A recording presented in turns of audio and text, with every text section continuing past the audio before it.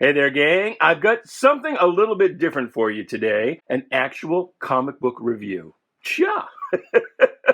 When I started this channel a little more than 2 years ago, it was for the point and purpose of doing comic book reviews. I've never done a single one. So here we go today with our first review. Are you going to like the way I do a comic book review? Will you actually despise what you're about to see?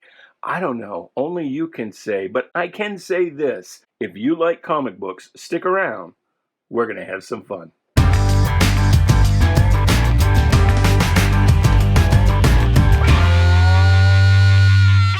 Hey there, Bubby. Welcome to Shanghalla. My name is Duke, and this is a comic book review, a new comic book review, the very first review we've done on this channel. I did do one other review earlier of a Steve Ditko biography, an actual book. You can go back in the history and find that if you are so inclined. But this is the first actual comic book review, which, as I said in the opening, is sort of ironic, if I'm using the word ironic correctly, and I'm probably not. Hello, Alanis.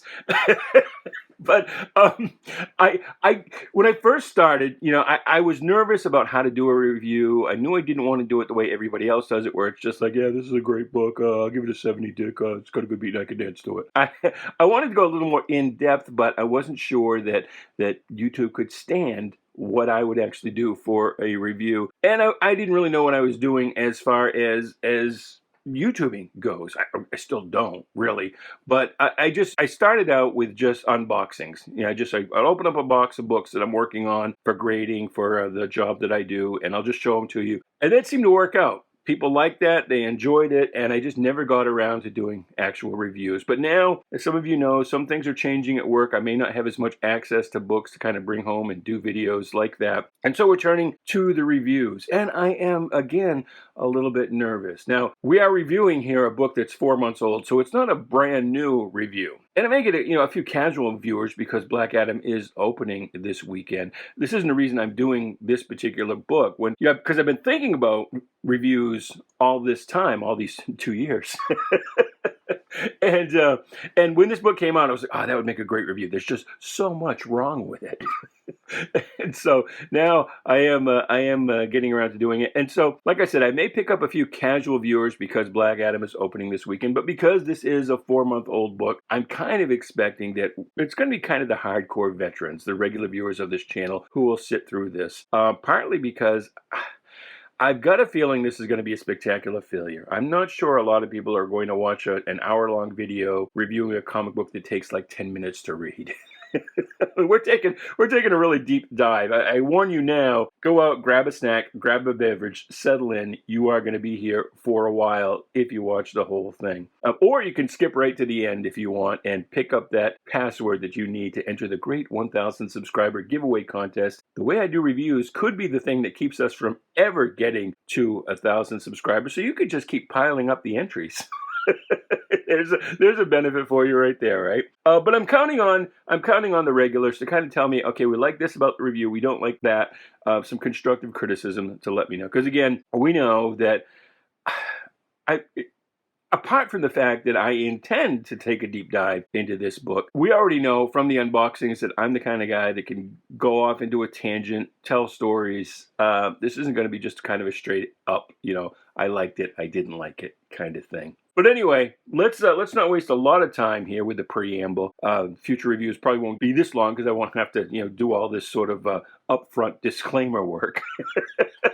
But anyway, please do like, share, subscribe, comment away, do all the groovy things. And again, be sure to stick around to the end for that password to enter the great 1,000 subscriber giveaway contest. First up, we will start with some statistics on the book, and then we will get back to opening it up. So if you don't care about the statistics, just skip ahead to where you see the actual book come on the screen. All right, let's go. And as noted, today's review is Black Adam #1.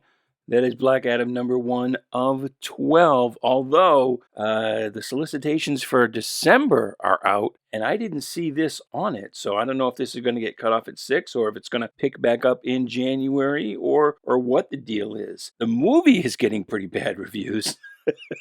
And as you will see here in a moment, this book is going to get not a bad review, but not a glowing review either. Anyway, the publisher is DC Comics. The book came out June 21st, 2022. The cover price is $3.99. You probably got a discount. I did as well. But all of the statistics we're going to talk about are calculated on this full retail of $3.99. There were 8 variant covers on this book. The grading that I'm going to do for this review is just on the main primary cover that you're looking at, although we will talk about the other 8 in the collectability section of this review. And if you wonder what that means, stick around. The book is 36 pages. That does count the covers. All the statistics we're going to talk about do count the covers, so 36 pages. It's a 22-page story. There are 6 pages of additional editorial material for this issue. That includes a 2-page tribute to George Perez. There was, I think, a 2-page DC Pride Month poster. And then you've got, of course, the cover, the DC Nation promo page, things like that. The ad pages, there were 8 pages of ads in here, 5 house ads, so only 3 revenue producing ads, although even those are kind of sort of in-house ads. They're just, switching money from one pocket to another within the whole Discovery Time Warner empire. So they're not really outside revenue producing ads, but we'll count them. We'll count those 3 pages. So the ad rate in this book is 8.3%. That's paltry, measly. Every other terrible adjective you can think of. The ad rate for a comic book really should be up around 35% or so. So let's talk about the cost of this book. The full 36 pages. This book cost you 11 cents, a little over 11 cents per page for the full retail cover price. If you're talking just the 28 pages of editorial material, you paid 14.25 cents per page. And if all you're interested in is just the story, the 22-page story, then you're paying 18.14 cents per page. The price of comic books these days is a big, big problem. But there's something else to consider with the price, and you're looking at it there. That's the entertainment value. It took me about 13 and a half minutes to read this story. That was all it took. So the story value, 29.56 cents per minute. If you count all the editorial material, if you take time, now I kind of skimmed the DC Nation promo page, but I did take a minute or two with the George Perez tribute, looking at what artist drew which character and whatnot. So this book took up a total of 16 minutes and 45 seconds of my time for $4. That came to 23.82 cents per minute. Now, the analogy I often use, and this will only work really if you're old enough, but if you remember what arcade machines were, think of yourself at an arcade machine, Pac-Man, Space Invaders, whatever it might be. Put in the comments what your favorite arcade machine was back in the day.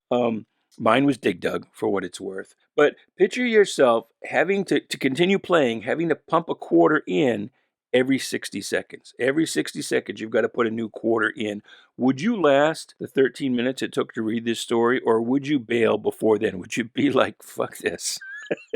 This is way, way too expensive. Well, that's basically what you've got with a book like this. You're pumping a quarter into it every 60 seconds. And so, like I say, price is a big, big deal. Well, let's talk about the book itself. The story is The Sandbox Theogony. I hope I'm pronouncing that right. Book 1, apparently of 12. The creative team, the writer is Christopher Priest, and the artist is Rafa Sandoval. I hope I'm pronouncing that correctly. My apologies if not. And speaking of names, I don't know if I might be dead naming Priest. He's listed in the book as just Priest. So I don't know if he doesn't use the Christopher anymore, if he just goes by Priest. Of course, I'm old enough to remember when Christopher James Priest was James Christopher Owsley. Why he changed his name, I don't know. Doesn't matter. He can be called whatever he wants to be called. But I hope I'm not offending him by referring to him as Christopher Priest. I did go to the Wikipedia page that he has, and it said there that he's just sometimes styled as Priest. So I don't think, or at least I hope, that he's not going to see this interview and come and berate me in the comments for, again, dead naming him, calling him by the wrong name. But anyway, the other thing interesting, to me anyway, that I found on that Wikipedia page is that Christopher Priest is apparently an ordained Baptist minister. So Priest actually is a priest. Or I guess to be more technical, Priest is a pastor. But that was kind of neat. Rafa, I don't know anything about, or Rafa, I'm not sure. But when I Googled him to get this picture, I got a lot of pages in foreign languages. Which language I couldn't tell you.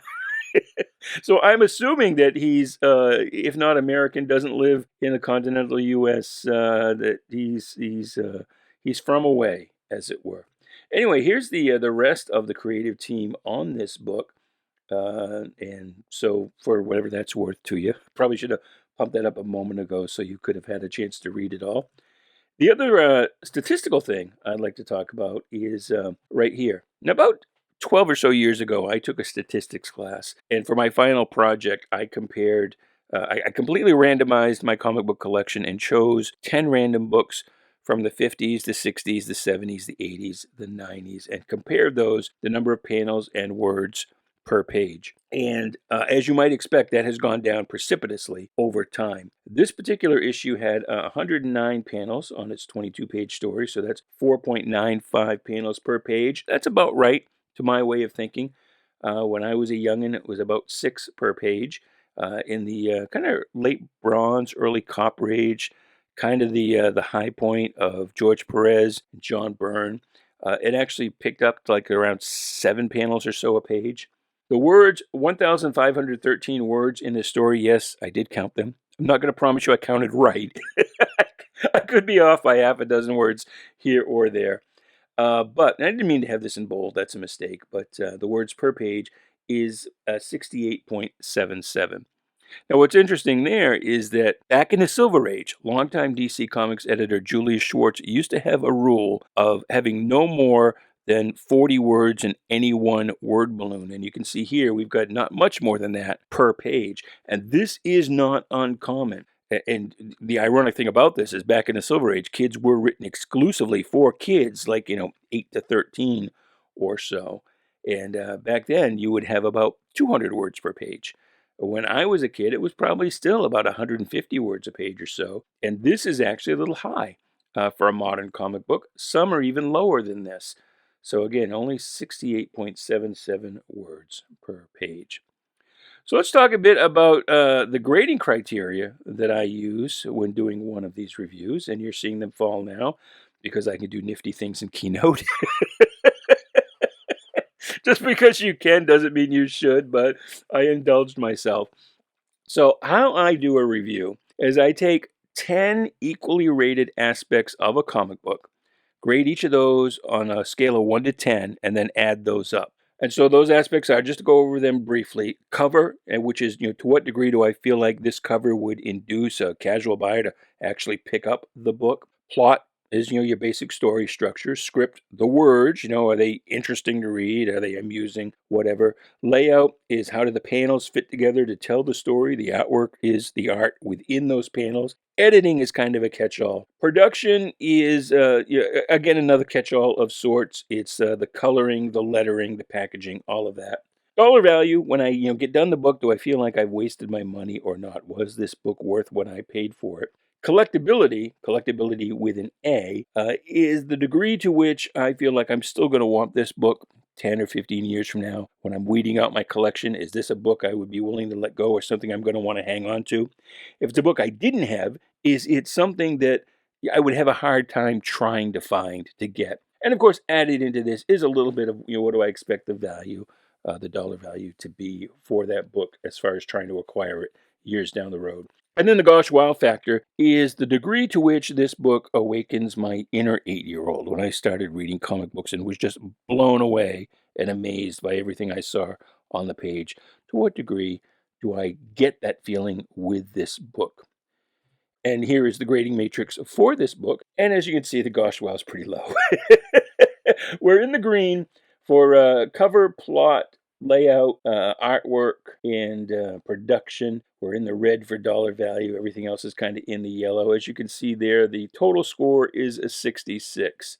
Well, what does that mean? Well, generally, I can recommend to you, I feel comfortable recommending to you, any book that scores more than a 70. If I score a book more than 70, I feel like, if I recommend that you go out and read that, you won't come away feeling like you've wasted your money. But maybe you would. So, I say I feel comfortable, but yeah, this is a subjective thing. Generally, though, anything that scores over an 80, I feel like I can highly recommend that because there are aspects here, such as the editing, such as the dollar value, which are always going to score low. It's pretty hard for the way I do this for a book to get more than an 80, 85. That's pretty rare. Most things will land in the 70s. This was way down in the 60s. So we've got a ways to go. We're going to really dig into this book. We're going to take a deep, deep dive. And to save you some time, if you don't want to sit through this whole thing, let's do the bottom line up front. So this book, this issue, well drawn, but for a few minor layout issues, but with a padded plot and a lead character who doesn't look, act, or sound like the character we know, and with a new heir apparent character, any reasonably moral or non-racist person would not want to know. So take that as you will, but that is my bottom line. And that means my recommendation is actually, by the score, it's kind of not recommended, but I'll give this a remainder recommendation. What does that mean? Basically, again, this book's about 4 months old. If you can find it on a discount shelf at your local comic book store or in a dollar bin, go ahead and get it. If your retailer still wants $3.99 for it, or if I wouldn't recommend going out and searching for it. Let's put it that way, or paying full price for it. But if you can get it, at a bargain, then sure, go ahead. If it's in the remainder bins, then go ahead, pick it up. If for no other reason than to test for yourself if you feel the same way about this book as I did. All right, so let us dig into this bad boy, see what we hit first. Rather, it is a treasure chest or a septic tank. And we start off with the cover. This cover, it's moody, it's evocative.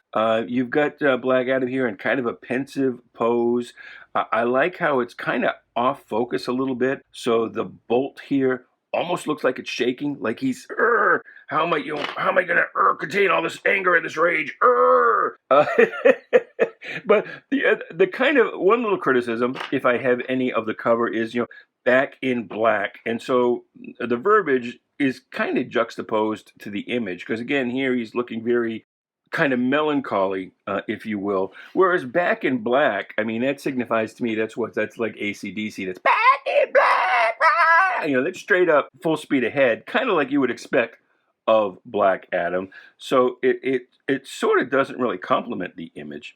The other criticism I have is as I noted before, my cover grade is mostly, to what extent do I think that this cover would incentivize the casual reader to pick this up off the shelf? And I have to wonder, if somebody just kind of walking by saw this, would it really entice them to pick that up? We wonder what's going on in here, or to just be like, that's a neat image, but whatever. Well, it's a first issue, maybe, So anyway, I gave this cover an 8 out of 10. And let me know, what would you give it? On a scale of 1 to 10, what would you give this cover? Is it a less than, more than an 8? But 8 is where I chose to go. Just because, it's a nice image, but beyond that, what is there to really kind of entice somebody to pick up this book? It's your standard modern pose cover. Which I guess I'm old school, so it's hard for a modern cover to get more than a 7 or an 8 from me. I'll admit that. So let me know in the comments what you would give it. Here's page 1, and right away we've got a whole shit ton wrong. There's about 4 major things wrong right here on the first page, and you're like, what? What could it be? This is a nice page. You've got a nice establishing shot. We've got a second establishing shot. You got a nice thing here where the title card, we'll call it the title card here, gives a nice little metaphysical indication of a time lapse here between these two almost identical poses with just the little, and this could actually be the same drawing, but they just got zoomed in on it a little bit.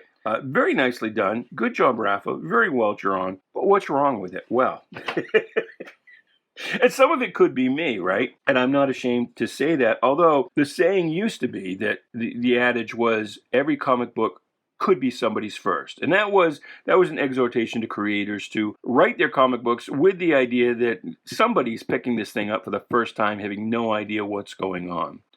Well, today we might change that to, instead of every comic book could be somebody's first, to, hey, we know everybody reading comic books today has been reading them for decades. There are no new readers, but we understand that you can't afford to buy everything. So in case you miss something, let's catch you up, right? So I'm behind because I'm like, yeah, I'm able to catch on right away that this is Black Adam, but I'm like, what? Why? I don't get this. Why is this kind of foppish, metrosexual looking thing Black Adam? When did he ever adopt this guise? That doesn't make any sense. I don't know when that actually happened. Did it happen? Is this something that's happening here in this book for the first time? Should we have set that up? The other thing is that it doesn't make any sense because the Shazam power, traditionally, it makes the bearer of the lightning, it turns them into the most perfect image of themselves. So Billy Batson becomes an adult, Freddie Freeman becomes not crippled, Mary just basically becomes more Mary. In the chestal region, if you know what I'm saying. But, so are we saying here that if this is Black Adam's real identity, that the ideal of a foppish metrosexual is the raging alpha male that is Black Adam? Is that the message we're trying to put across? And of course, the other thing too is that so far as I know, and let me know in the comments when and where this might have changed, but so far as I know, Black Adam can't be in a human form. That's why initially I was like, when did he grow out his hair? Because he's 5,000 years old. If he turns to his human form, he turns to dust. He has to stay in his powered form. That's always been kind of the thing with Black Adam. So again, initially I thought that, well, he's grown out his hair and he's got a new costume and what's going on here, but not a costume, but new style of dress, if you will. What on earth is going on? And then I kind of realized that, oh, this is his human form, and I actually realized that a couple pages later.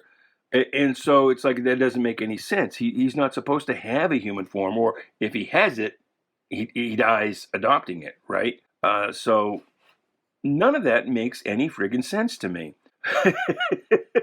The other thing too, now we do have, you can see here his hand is bandaged up, and that will become important later on. But initially, I didn't even catch this. I thought this was just part of his style of dress, part of this kind of Victorian, again, he looks like Son of the Shade here, you know? And I didn't really catch that this was anything.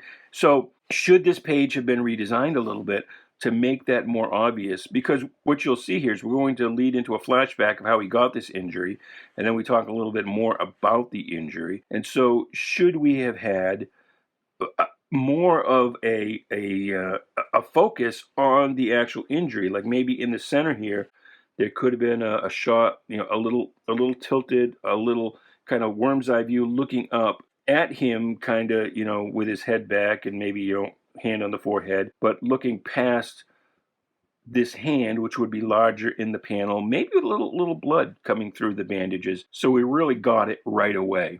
I mean, I grant you that sometimes you do want to have something that the reader might miss, and then they catch it later on, and then they that makes them turn back and go, oh yeah, oh my God, that was right, that I missed that was there, and get kind of excited as I just feigned doing. But I'm not sure that anybody was thinking that in this case. I'm thinking they thought that was pretty obvious, and to me, it really wasn't. Partly because I was so confused over how this is Black Adam. The other thing, the larger thing wrong with this page is that, and he actually says this later on, this is Black Adam called before I won't say Senate or House, let's just say congressional, a closed committee hearing, but still a committee hearing. And here's the thing, foreign heads of state are not called to testify before Congress. That doesn't happen. And so the editor should have done something there about that. It should have known. And I grant you an editor can't know everything, but they should know enough to at least suspect some things. Should have thought to myself, when presented with this scene in the script, thought, when is the last time that I ever saw a Middle Eastern dictator, president, whatever, head of state, and in this case, dictator, called before Congress to testify? When did they ever have to obey a subpoena? And so This whole scene shouldn't actually be happening. This is not a thing. Now, the editor could have fixed that by suggesting to Priest that, let's instead say that there is some legislation before Congress that is of interest to Black Adam, rather it's foreign aid, food aid or military aid or whatever. And so he's speaking with a few key congressmen in a closed door meeting. And you could have all the same kind of thing where the meeting's not going well because, he's kind of preoccupied with other things, his injury, and also just the fact that these congressmen are just giant tool bags. Which immediately becomes clear that we could have done something like that, right? And have the same outcome and then have it be a thing that could actually happen. But this here, with a foreign head of state called before a congressional committee, that doesn't actually happen unless the DCU is like a lot different than the real world. And then the other thing is, I'm a big fan of editorial notes, and you don't see them much anymore, but they did it entirely wrong. Because normally your editor's note wants to be in the same panel where the thing being referenced is defined, or you're told to go back to another issue to learn more about it. So on this page, you read the page and you've got it here in the first balloon. Here's your stuff, and you get down to the bottom of the page and you're like, what's this? Who scribbled at the bottom of the page? No. What is that? Oh, that's that thing I read way back up there. And it takes you out of the story. More so than if it had just been, and you had plenty of room to do a little editor's note here, kind of in this corner or somewhere. But the other thing, though, is I don't think you really need the editor's note because, the senator or the congressman or whoever the head of this committee is blabbing on about, some acronyms for different government agencies and whatnot. And, and they're defined down here. And I don't even know if the Office of Foreign Asset Control is a real thing. But like I said, an editor doesn't have to know everything, but you should suspect. If the writer presents me with that, I want to look it up and see, is that a real thing? If it's not, that's okay. In the DCU, it can be. It can be a real thing there. But again, you really don't need a definition because it doesn't matter. It doesn't matter. The actual name of this acronym that he's giving up here, it's not really an acronym. It doesn't spell out a word. Well, I guess it kind of does. OFAC, I guess you could say, or ACA, is an Arms Export Control Act, ACA. The arms will make you ACA when they shoot you. But like I said, it doesn't matter because it's just gobbledygook. It's just, this could effectively be, Woodstock from the Peanuts, where when he talks, it's just those little hashtags. This whole balloon could effectively be that. It doesn't matter. It's just noise that's fading into the background for Black Adam here. He doesn't really care. But you don't really need to define it because it doesn't come into play anywhere else in the issue. We never have another reference back to this. Is it going to have any play later on in this story? I don't think so. So again, you could have just done like little hashtags, like nobody cares, or just left it, because again, you're just going to skip over that. It doesn't matter what it actually means. But if you were going to give a little footnote here, it's not a footnote at the bottom of the page. These are comics. These are different. And your editorial note wants to be in the same panel with the thing that's being referred to. And it wants to have a little asterisk. So you see the asterisk and go, oh, okay, that tells me that there's going to be a note somewhere. Oh, it's in this panel right there. Boom. Or maybe, okay, I got to go to the bottom of the page, blah, blah, blah. But to have it here and kind of skip over it and get all the way down to the bottom of the page and there's just stuff scribbled at the bottom, that's just completely not how you do an editorial note. So there you go. Now you know. And now you know we spent all this time just on page 1. You can see kind of how this review is going to go. So anyway, somebody says something, and Black Adam is called back into a memory, and here we go. Hopefully I can get that all on the camera here, of how he got, this is going to end up being how he got this hand injury. But look at this. This is 1, 2, 3, 4, double page spread, 5, 6, 7. One more. 7. And then we kind of skip back to present day. But this fight scene is 7 pages. This is 1/3 of this entire story, and it really doesn't advance the plot. All this really is Black Adam remembers that he was in a fight with Darkseid, defeated Darkseid, he thought a little too easily, and turned out that it wasn't actually Darkseid at all. It was something presented by Desaad, and he came away from it with this big injury to his hand. That could have been done in a page or two, three at most. But one of the problems is that it takes up a third of the book. And the reason it takes up a third of the book is because Priest has done what I call backward plotting. He's got his ending scene, his big cliffhanger. He knows where he wants to open the story. He's got his cliffhanger in place, and now he's just basically padding between the two. So this fight scene goes on for 7 pages. And there's nothing wrong with a fight scene that goes on 7 pages, but it should advance the plot somehow. It should give you some reason to feel like you've read a story when you get to the end of it. You know, the critique of Stan Lee was often that his fight scenes were just overflowing with verbiage that nobody would actually have the time to say in the middle of a fight. And so this is more realistic. But again, comics are different. Comics are not like film or TV, and too many people today try and write their comic books as if they are writing for film or TV and imagining the pacing and the plotting and everything like that. So for here, we really only just, as far as the plot goes, we just need to establish this is how his hand got injured, even though, again, for me, I got past this page and didn't even know his hand was injured. I had to come back to that later, which, again, maybe that was on purpose, but I'm thinking probably not. But you just want to establish that, okay, his hand was injured. He's fighting Darkseid for some reason. I said Darkseid. I'm supposed to say Darkseid. I'm sorry. Old habits. That's how I said it when I was a kid. Damn it, that's how they spell it. That's how I'm going to say it. But does this fight with Darkseid, is this going to have any play through the rest of the story, these 12 issues? Does Darkseid and Desaad come back? I don't know. So maybe it doesn't even need that much, right? It doesn't even need that much play because we're never going to refer to it again, much like these acronyms here on the front page. Why get into it? But Sandoval does a nice job of laying this out. Again, I do like the title cards here. This is kind of interesting. But again, you don't really need that much. Like, this whole page is just him trying to avoid Darkseid's Omega beams, although we never really even see Darkseid, which, maybe we should. I don't know. But this, of him trying to avoid those beams in a Bronze Age or a Silver Age comic book, that would have been one panel. And he said, oh, I'm firing my beams. Oh, I'm avoiding them. And then we move on, right? But this is played out beat for beat for beat for beat for beat, the way it might be in a movie or television script. And so I argue that it just takes up too much room, takes up too much space. And you clearly don't need a 2-page spread here.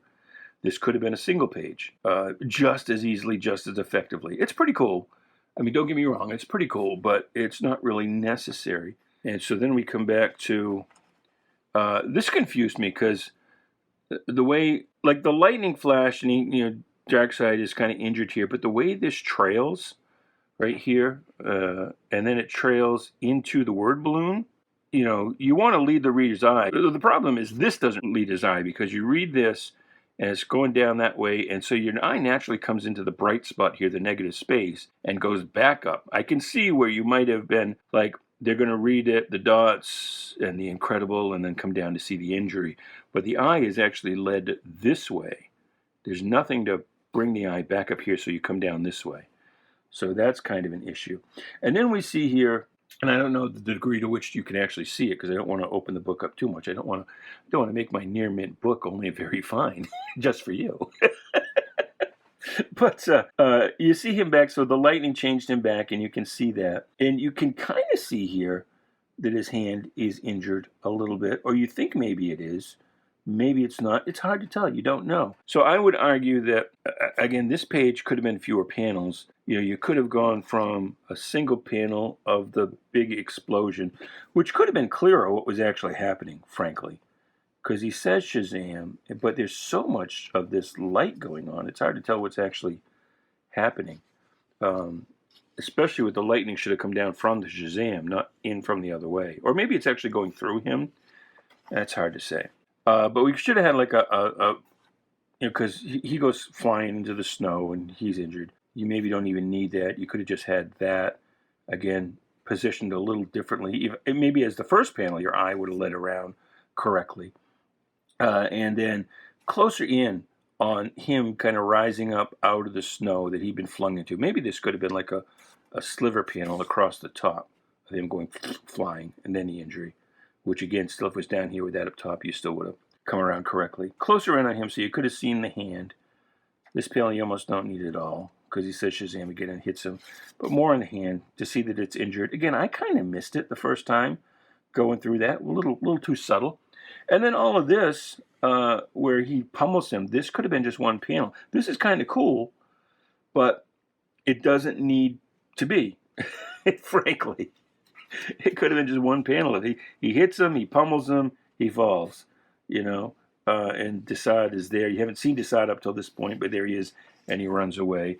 And here's Rafa's done a really great job here, but this is one where nothing leads the eye here. Nothing's really going on. This is just basically just a big full-page shot, really just to take up space. That's all that's accomplishing, is to fill out the pages. Because again, we know where we're starting. We know the cliffhanger we want to end on. We got to fill in between. And so, hopefully you get my point. So anyway, we come back. And this is another problem with that fight scene going 7 pages, because we come back. So all this has gone on his head as if it's been like he's just remembering something and it's been like just, a second. Like he has a little bit of a flashback. But for the time it took you to read all that, to go through all of that, you got to figure they've been sitting here for a few minutes waiting on him to come to. And again, we still don't really get the close-up of the hand. And this is actually a nice panel. I like that kind of, that handwork there. That's nice. Rafi did a good job there. The standing here, you could have maybe actually seen him standing instead of already standing up in the process of getting up. And maybe that's not real easy for him, because he's injured more than just in his hand. He's not feeling real great. Then we get another bottom of the footnote that's like you probably skipped over it, and you get down to the end, and it's like now you got to look back up and look, what the hell was that referring to? So footnotes go in the panel where it is. You got to have a little asterisk next to the thing that's being footnoted with an editor's note. Again, this footnote thing, I did just call it a footnote, but you know what I'm saying. It doesn't belong down there. The rest of this, again, he says in here that he's been called before the committee, and foreign heads of state do not testify before Congress, open session or not. And we get a reference to John Jones, the Martian Manhunter, who we see here. And that doesn't make a lot of sense. Like, as an editor, I think I would have said, like, I don't know, maybe leave this out entirely. Because I don't believe that when he's in disguise like this and he's been called out, nobody knows which one is John or who John is. Because he just says John. He doesn't say John, though the way I say the Martian version with the apostrophe.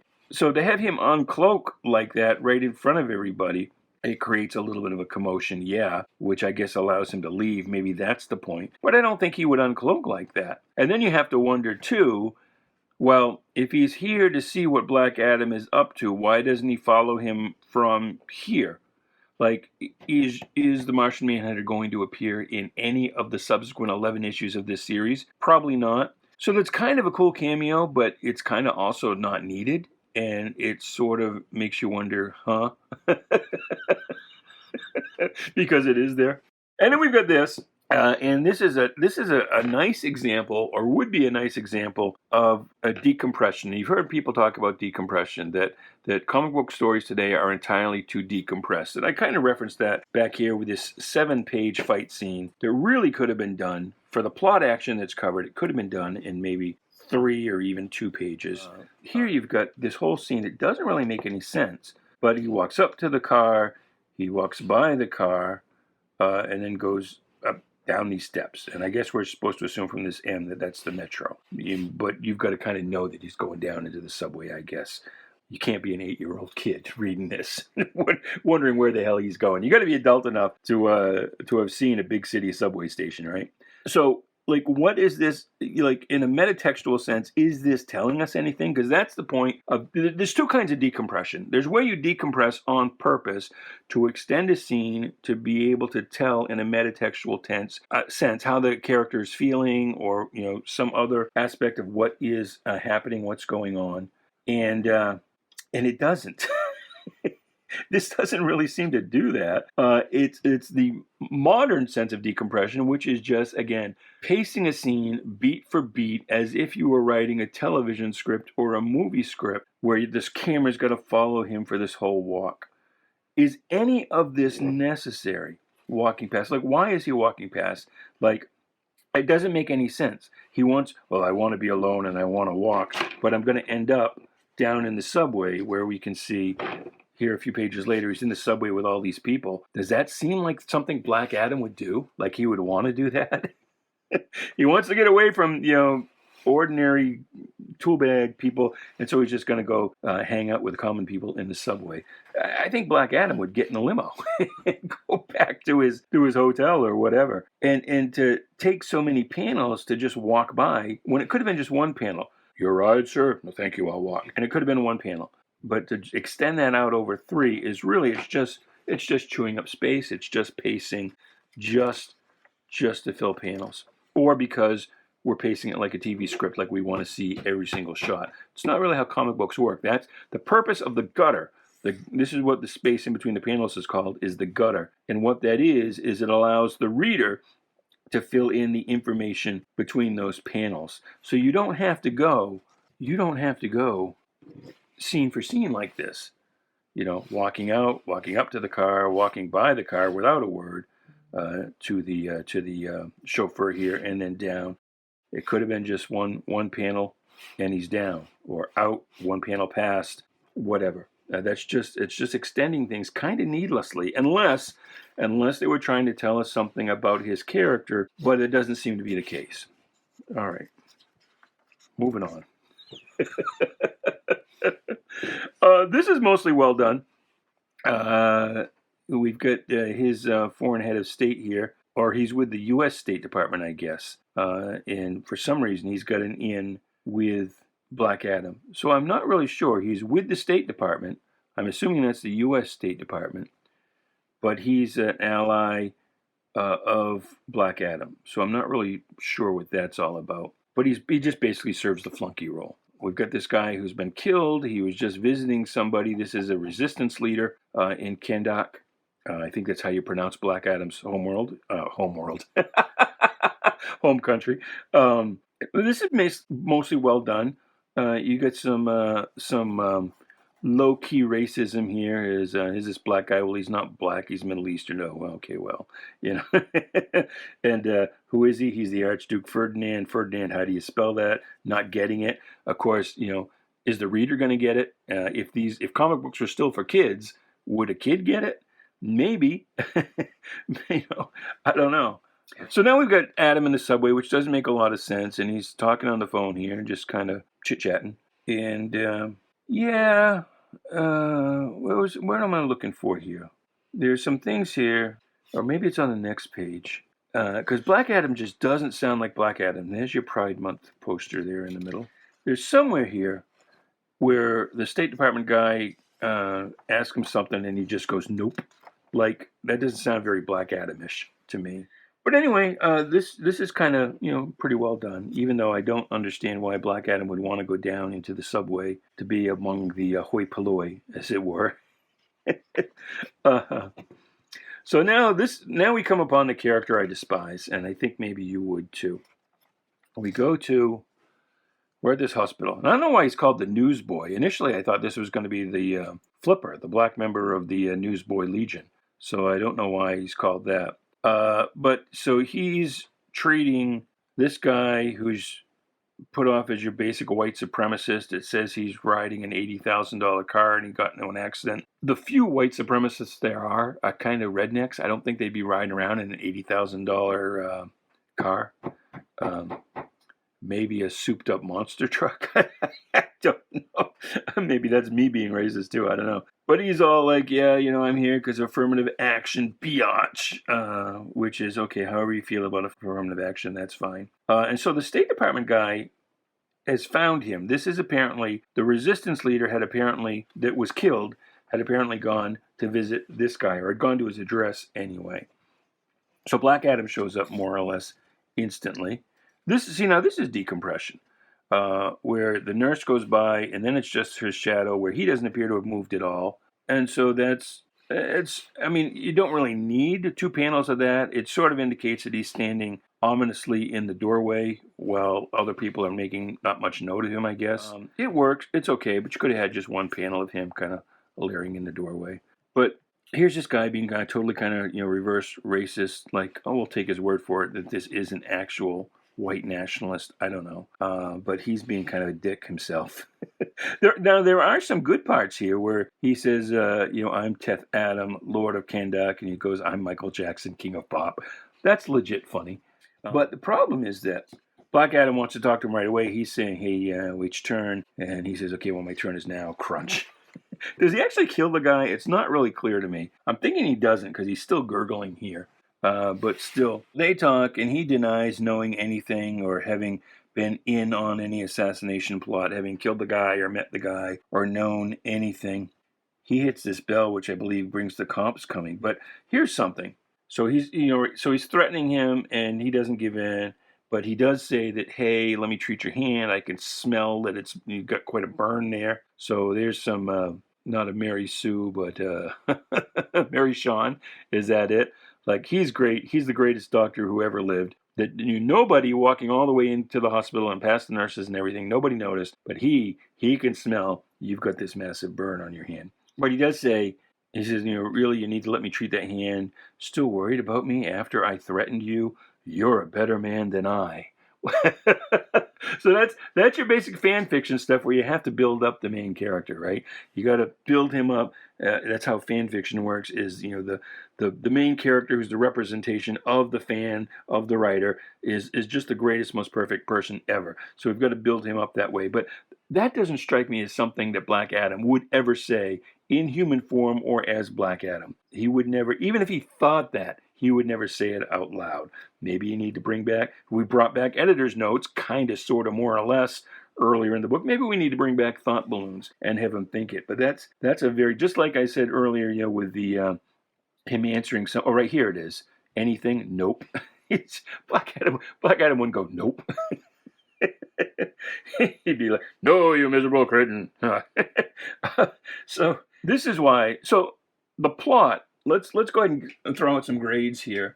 The plot I gave a 7 out of 10. It moves okay. It's better than average, but again, it's reverse plotting where a lot of it is just filling in to get us to the predetermined cliffhanger scene. So this book really is kind of light. Again, it only read in a little over 13 minutes. And the script, I gave a 6.5. I gave it a 6.5 primarily because Black Adam doesn't sound like Black Adam at all. And this guy, I forget his name here. He gives it somewhere. He's a dick. And this is a thing. This is a thing with the trend of, for a hero's journey, you've got to start with the hero as an absolute asshole nobody would like or want to know. Which is like, well, at that point, why do you want to follow this character to grow and develop if he's so unlikable to begin with? And so he may be doing this and starting from a point of on purpose making this character just as unlikable as he could possibly be. Not that anybody should like white nationalists, don't get me wrong, but he's a little over the top with his kind of reverse racism kind of thing. And so maybe he's going to come to a better understanding as he moves along through this series. Or maybe this is Priest just kind of pushing that as the hero version, right? We're in the Black Lives Matter era. And so he's speaking his truth, even if it is kind of bullshit. So, and of course that'll get a lot of people hating on this video right there. But still, so we finally see that the hand is totally injured, kind of more or less. And it seems like only at this point, for the first time, does he think to say Shazam and turn back into Black Adam. Like all this time that he's been walking around with this injured hand, he hasn't thought of it until this guy says, hey, let me fix your hand. You've got your problem with your hand. And then he comes out and he's like, his flunky there, the State Department guy, is like, no, really, seriously, he's right, your hand. Oh, I'll fix that. Boom. And, they're like, that's the first time he's thought of that. And however long it's been since he fought Darkseid. But anyway, going backwards, I got a little ahead of myself. Black Adam says things, and the Nope, the You're a Better Man Than I, a couple other places he says things that are just not very Black Adam-like at all. And it seems like that is done partly to build up this guy, who, again, is not likable. So there's a full-page spread. Again, that's just to suck up page and panel space. And we could have, again, this is a problem the editor should have understood negative space.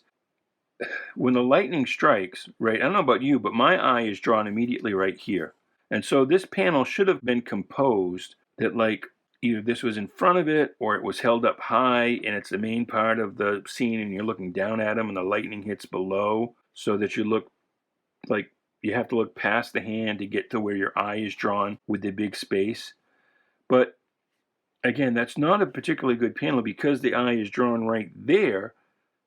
And then, so for me, my eye is drawn here. It goes up to his scream, and then all of this, and then sort of comes around to the hand. And maybe that's intentional. Maybe we want the hand to be kind of the last thing we see.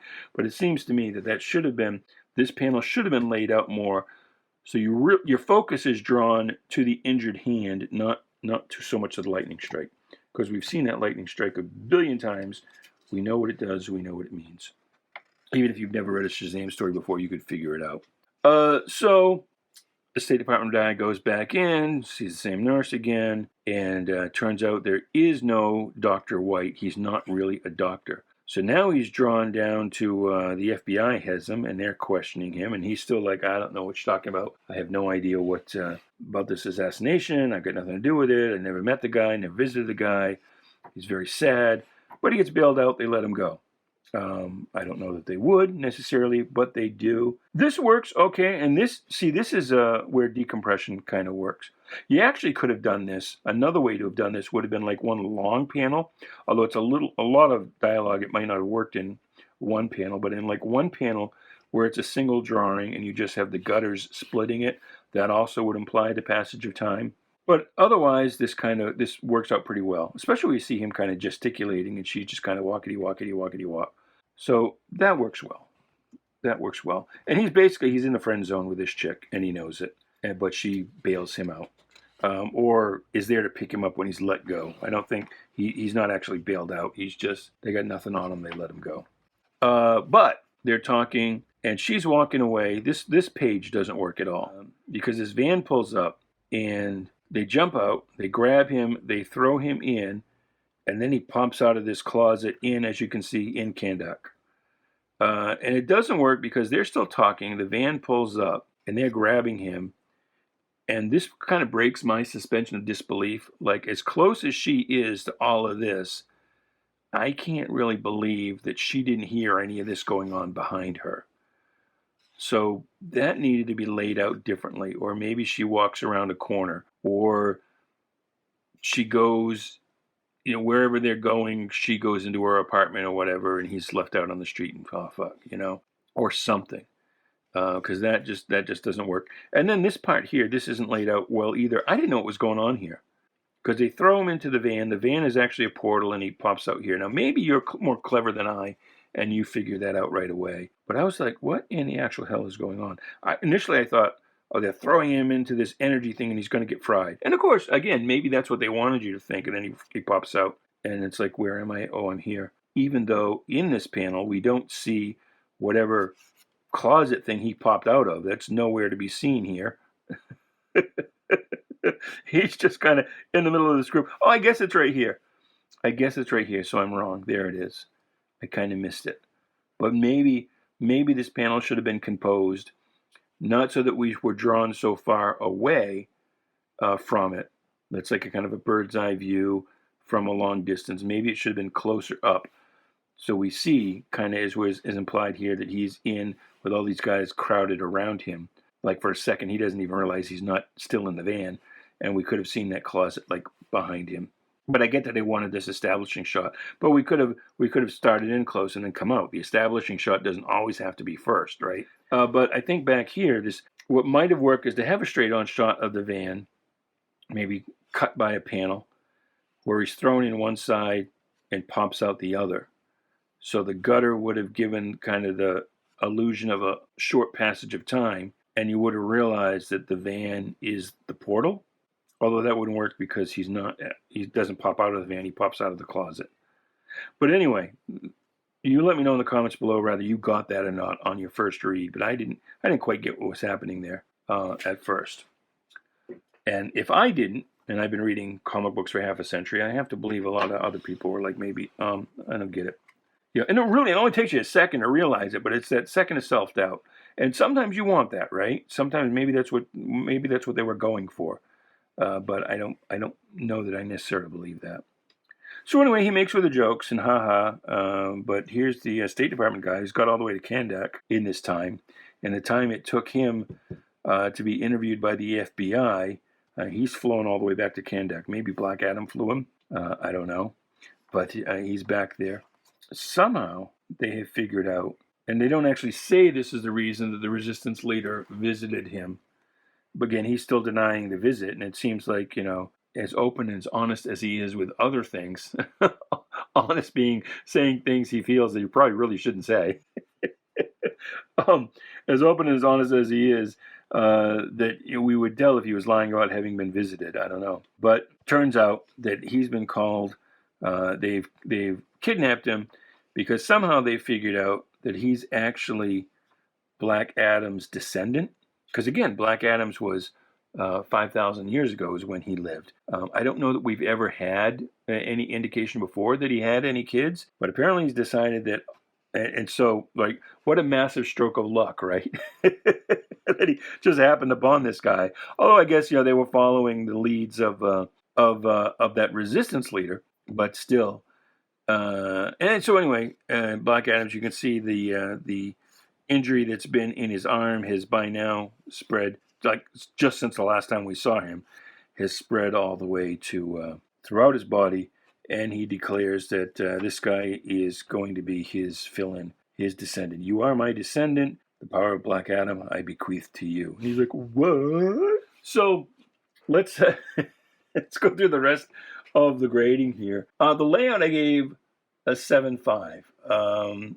It's okay. Like I said, there were a few places where I was a little confused with what was going on, a few panels that weren't laid out maybe quite as well as they could be, although there were a lot of places that were really spectacular as well at the same time. But a lot of places where it's like, it's all right. And a lot of places where it's like, that could have been done. And of course, the places where like that 7-page fight scene, not a lot of that is Rafe's fault, right? He's got to draw what he's been given, and so he does the best he can. And then, so the artwork's pretty good. So I gave the artwork an 8.5. That's kind of, I think, the highest grade this book got. You can probably guess from all the things that I've said that I'm not too high on the editing. For the editing, I gave it a 5.0. So, and it's probably being a little generous, frankly. And the production value, that's a 9.0. I mean, the colors are fine. The colors are a little dark, but that's true of all kind of modern comics. The coloring is a little dark, but a lot of it does happen at night. This kind of effect here with the lightning, again, it draws the eye in a way I don't think you really want it to in a lot of places. But yeah, it's all right. And there's enough light here going on, even though it's at night, that it's not mud. The lettering is fine. I mean, lettering is the kind of thing that only really draws your attention when it's bad. So there you go. And so the dollar value I gave a 4.0, which again, this book only took like 13 and a half minutes to read. So for $4 at like, almost 30 cents a minute. Let's, for our final part here, we'll bring out our, I don't have a Black Adam figure. They have made one, but I've got my little Shazam figure here. But yeah, for $4 for about 13 and a half minutes, it's not really worth it. I gave the dollar value of 4.0. Collectability is a 5.5. I don't think this is anything that's going to be particularly valuable going forward. There are, as I said earlier, there are 8 covers to this issue, and one of them is showing in the price guides of a virgin foil variant is showing in the price guides as $120. And there's one that shows for $30, and a couple others that show for like $15. And I don't know. And the rest of them are like, $4 or $5. The regular cover showing up is just $4 right now.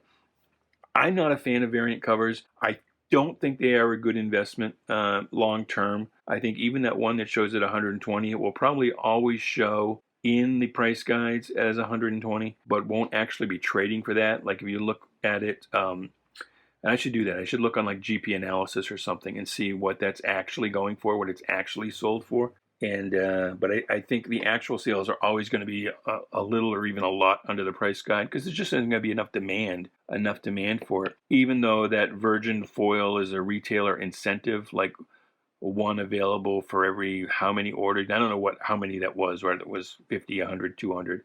I'm assuming at $120, it's probably 500, 1,000. You had to order 1,000 copies of this to get that cover. But I don't know that. You can look that up. But collectability, I gave it just a 5.5 because it's kind of half and half right now. Rather, I would still want this in my collection if I ever had to trim it out. I think the only thing that's going to make this collectible is if that, what the hell was his name? Malik White, something like that. The kind of over the top reverse racist kid. Which again, posing as a doctor, that's not cool. he worries here that he's going to get.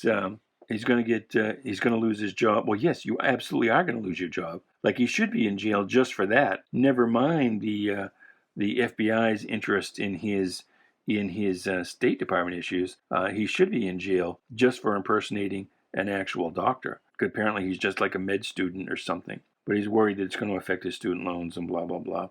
But unless he actually becomes something down the road, a character.